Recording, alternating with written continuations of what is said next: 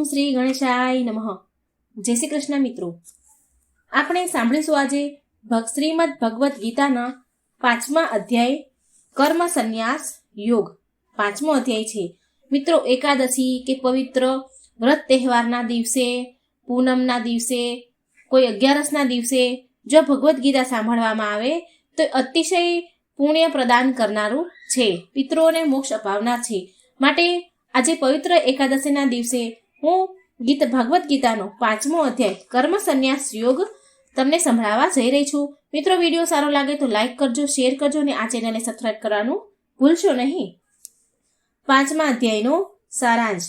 આ અધ્યાયમાં ભગવાન શ્રી કૃષ્ણ અર્જુનને ઓમકારનું સ્વરૂપ, મનની ક્ષમતા, વિષય સુખમાં જ મગ્ન થનાર મનની સ્થિતિ, ઇન્દ્રિય નિગ્રહ કરવાનું ફળ અને યોગ માર્ગ દ્વારા બ્રહ્મ સ્વરૂપ કઈ રીતે પ્રાપ્ત કરી શકાય ઇત્યાદિ વિષયોનું જ્ઞાન આપતા ભગવાન કહે છે કે કર્મ સંન્યાસ અને કર્મ યોગ બંને શ્રેષ્ઠ છે, તેમજ સરખા ફળ આપનારા છે.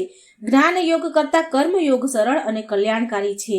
જેણે મન અને ઇન્દ્રિયોને વશ કર્યા છે તે કર્મ કરતો હોવા છતાં કર્મને બંધાતો નથી. કર્મયોગી કર્મના ફળની ઈચ્છા રાખતો નથી, એટલે તેને મોક્ષરૂપી શાંતિ પ્રાપ્ત થાય છે. જ્યારે કર્મના આસક્ત રાખનારા બંધનમાં પડે છે. સર્વવ્યાપક પરમાત્મા પ્રાણીઓના કરતાપણાને, કર્મને કે કર્મના ફળને ઉત્પન્ન કરતા નથી. માટે પરમાત્માના કોઈનું પાપ કે પુણ્ય પોતાના માથે લેતા નથી. જ્ઞાનમાં જ એક રૂપ થઈ જનાર જ જન્મ મરણના ફેરામાંથી છૂટે છે. જે મનુષ્ય મૃત્યુ સુધી કામ અને ક્રોધથી ઉત્પન્ન થયેલા આવેગને સહન કરવાને શક્તિમાન છે તે જ ખરો યોગી છે અને તે જ સુખી છે.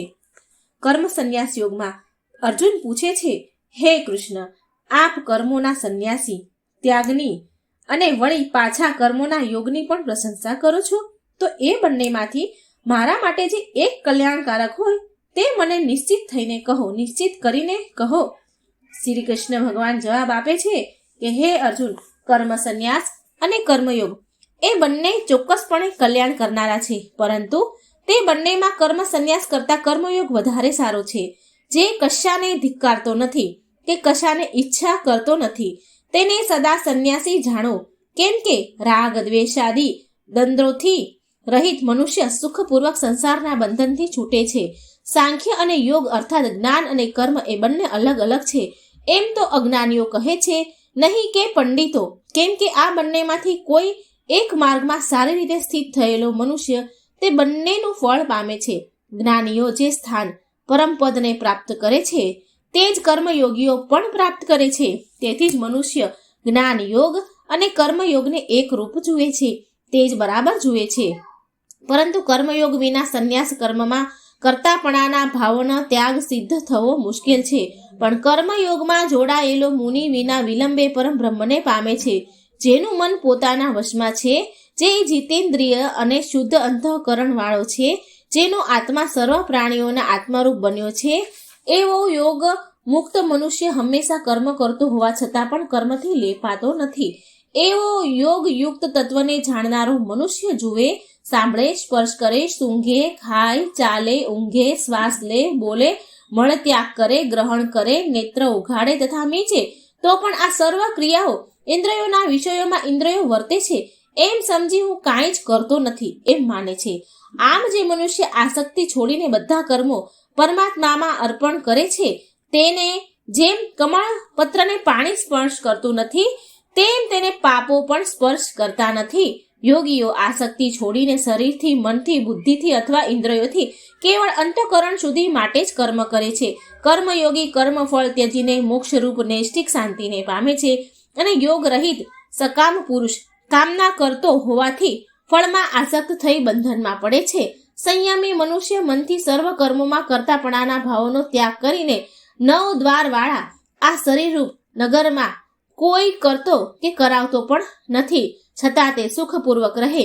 પરમાત્મા પ્રાણીઓના કરતાપણાને, કર્મને કે કર્મોના ફળને ઉત્પન્ન કરતો નથી, પરંતુ સ્વભાવરૂપ પ્રકૃતિ જ એ પ્રમાણે પ્રવૃત્ત થાય છે. પ્રભુ વિભુ કોઈનું પાપ કે પુણ્ય માથે લેતા નથી. અજ્ઞાન વડે જ્ઞાન ઢંકાયેલું છે, તેથી પ્રાણીઓ મોહ પામે છે. પણ જેમનું તે અજ્ઞાન આત્મા જ્ઞાન વડે નાશ પામ્યું છે, તેમનું તે જ્ઞાન તેમના સૂર્યની પેઠે પરમ બ્રહ્મને પ્રકાશિત કરે છે. જેમની બુદ્ધિ હંમેશા ભગવાન વિશે લીન છે, તેવા જેમનું મન ભગવાનમય છે તેવા ભગવાનના નિષ્ઠાવાળા અને ભગવાનને જ પરમ આશ્રય માનનારા સઘળા પાપ પૂર્ણ જ્ઞાન વડે ધોવાઈ જાય છે અને પૂર્વજન્મ જ પામતા જન્મ મરણથી છૂટી મોક્ષ પામે છે. તેવા જ્ઞાનીઓ વિદ્યા વિનય યુક્ત બ્રાહ્મણમાં, ગાયમાં, હાથીમાં, કૂતરામાં તથા ચાંડાલમાં પણ સમાન દ્રષ્ટિ રાખવાવાળા હોય છે. જેમનું મન આવા સમભાવમાં સ્થિત થયું છે તેમણે આ દેહ જ જન્મ મરણ રૂપી સંસાર જીત્યો છે, કારણ કે તે બ્રહ્મની જેમ સર્વ દોષોથી મુક્ત અને સર્વ રીતે બ્રહ્મ સમાન છે. તેથી જ તે સમદર્શી મનુષ્ય બ્રહ્મમાં જ રહેલ છે. સ્થિર બુદ્ધિવાળો, મોહ રહિત અને બ્રહ્મમાં સ્થિત રહેલ બ્રહ્મ જ્ઞાની પ્રિય વસ્તુ પ્રાપ્ત થયા હર્ષ પામતો નથી, તેમજ અપ્રિય વસ્તુ પ્રાપ્ત થતા ઉદ્વેગ કરતો નથી. બહારના વિષયોમાં અનાસક્ત ચિત્તવાળો મનુષ્ય અંતઃકરણમાં જે સુખ મેળવે છે તે અક્ષય સુખને બ્રહ્મયોગમાં જોડાયેલ ચિત્તવાળો પણ અનુભવે છે. ઇન્દ્રિયો અને વિષયોના સંબંધથી ઉત્પન્ન થતો જે ભોગો છે તે દુઃખનું મૂળ છે, કારણ કે તે ઉત્પન્ન થાય છે અને નાશ પામે છે. માટે જ્ઞાની તેઓમાં કદાપી રચાતો નથી. જે મનુષ્ય દેહ છૂટે તે પહેલા કામ અને ક્રોધથી ઉપજતા વેગને આ દેહે એ જ સહેવા સમર્થ તે પુરુષ યોગી છે અને તે સુખ છે. જે યોગી અંતરાત્મામાં સુખ, પ્રસન્નતા અને પ્રકાશનો અનુભવ કરે છે તે બ્રહ્મરૂપ થઈને અંતે બ્રહ્મ નિર્વાણ મોક્ષને પામે છે. જેમના પાપો નાશ પામ્યા છે, જેમના સંશયો છેદાયા છે, જેમનું ચિત્ત વશમાં છે અને જેઓ સર્વ પ્રાણીઓના હિતમાં પોરોવાયેલા છે એવા ઋષિઓ બ્રહ્મ નિર્વાણ પામે છે. તેમજ જેઓ કામ અને ક્રોધથી મુક્ત છે, જેમણે મનને વશ કર્યું છે, જેઓએ પોતાના આત્માને ઓળખ્યો છે તેવા સાધકોને સર્વત્ર નિર્વિકલ્પ બ્રહ્મનો જ અનુભવ થાય છે. બહારના ભોગોને અંતઃકરણમાં ચિંતવ્યા વગર આંખોની દ્રષ્ટિએ બે ભવા વચ્ચે સ્થિર કરીને નાકની વાટે આવતા જતા પ્રાણ તથા આ અપાનને સમાન કરીને જેણે ઇન્દ્રિયોને, મન અને બુદ્ધિને વશ કર્યા છે, તેમજ જેની ઈચ્છા, ભય અને ક્રોધ જતા રહ્યા છે, એવો જ મુનિ મોક્ષને સાધનમાં તત્પર રહે છે. તે સદા મુક્ત જ છે. તે મને યજ્ઞો અને તપોના ભોગતા તરીકે, સર્વલોકના પરમ ઈશ્વર તરીકે અને સર્વ પ્રાણીઓના હિત કરતા મિત્ર તરીકે જાણીને શાંતિ પામે છે. 5મા અધ્યાયનું મહાત્મય ફળ શું છે તે આપણે જાણીએ. પાર્વતીજીએ શંકર ભગવાનને અને લક્ષ્મીજીએ શ્રી ભગવાન વિષ્ણુને કહ્યું, હે પ્રભુ, હવે આપ અમને ગીતાજીના 5મા અધ્યાયનું મહાત્મ્ય અને તેના ફળ વિશે જણાવો.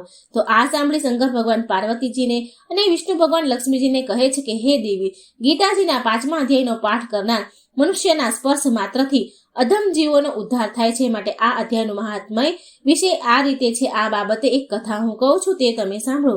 મહાત્મયની કથા. પૂર્વ પુરુકુત્સ નામના એક નગરમાં પિંગળ નામનો એક દુરાચારી બ્રાહ્મણ રહેતો હતો. તે જન્મે તો બ્રાહ્મણ હતો, પરંતુ કર્મ રાક્ષસ કરતો, કર્મ એના રાક્ષસ જેવા. કદી પણ સ્નાન, સંધ્યા, હોમ, હવન કે પૂજા અર્ચના કરતો નહીં. એટલું જ નહીં, જે કરે તેની હાંસી ઉડાડતો. બ્રાહ્મણ હોવા છતાં એ ભવૈયાઓ સાથે રહીને વાજા વગાડતો, નાચ ગાન કરતો. તેની પત્ની અરુણા પણ તેના જેવી જ કુલટા અને વ્યાભિચારણી હતી. એક દિવસ વ્યાભિચારણી અરુણાએ પોતાના પતિ રંગરાગના માર્ગમાં અંતરાયેલ રૂપ લાગ્યો, તેથી તેણે ઊંઘતા જ પતિને મારી નાખ્યો. આવું જઘન્ય મોત થતા પિંગળ નરકમાં પડ્યો અને યાતના ભોગવવા લાગ્યો. ઘણો સમય યાતના ભોગવીને તે પૃથ્વી પર ગીધ થઈને જન્મ્યો. તેની કુલટા પત્ની અરુણાને ભગંદરનો રોગ થયો અને તે મૃત્યુ પામી અને બીજા જન્મે પૃથ્વી પર સુગ્રી થઈને જન્મી. એક દિવસ શિકારીની શોધમાં નીકળેલ ગીધની નજર સુગ્રી પર પડી. તત્કાળ તેને પોતાના પૂર્વજન્મનું જ્ઞાન થયું. જ્ઞાન થતાં જ ગીધ સુગ્રીને મારવા ઘસ્યો. મોતની બીકે સુગ્રી નાઠી, પણ ગીધે તેને પકડીને મારી નાખી. એ જ વખતે એક શિકારીની નજર આ ગીધ પર પડી.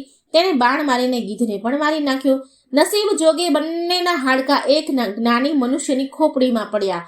યમદૂતો બંનેને યમરાજા